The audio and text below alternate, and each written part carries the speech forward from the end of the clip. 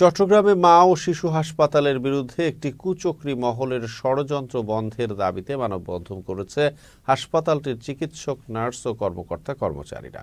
মঙ্গলবার দুপুরে হাসপাতাল চত্বরে মানববন্ধন অনুষ্ঠিত হয়। এদিকে গাজীপুরে ভূমিদস্যুদের হাত থেকে ইতালি প্রবাসীর ভিটে বাড়ি রক্ষায় সংবাদ সম্মেলন করেছে ভুক্তভোগী পরিবার। মঙ্গলবার দুপুরে গাজীপুর প্রেস ক্লাবে সংবাদ সম্মেলন অনুষ্ঠিত হয়। এছাড়া লটারি নামক কোটা পদ্ধতি বাতিল করে ভর্তি পরীক্ষা কার্যক্রম শুরুর দাবিতে মানববন্ধন ও স্মারকলিপি দিয়েছেন ঠাকুরগাঁওয়ের শিক্ষার্থীরা। মঙ্গলবার শহরের সরকারি বালক উচ্চ বিদ্যালয়ের শিক্ষার্থীরা বিক্ষোভ মিছিল বের করে। অন্যদিকে আওয়ামী লীগের প্রেসিডিয়াম সদস্য ও সাবেক মন্ত্রী মোফাজ্জল হোসেন চৌধুরী মায়ের বাড়িতে আগুন লাগার ঘটনায় ৬ জনকে গ্রেফতার করা হয়েছে। এর প্রতিবাদে মঙ্গলবার বিকেলে মোহনপুর ইউনিয়নে যুবদলের কার্যালয়ে সংবাদ সম্মেলন করেছে মোহনপুর ইউনিয়ন বিএনপি ও সহযোগী সংগঠন।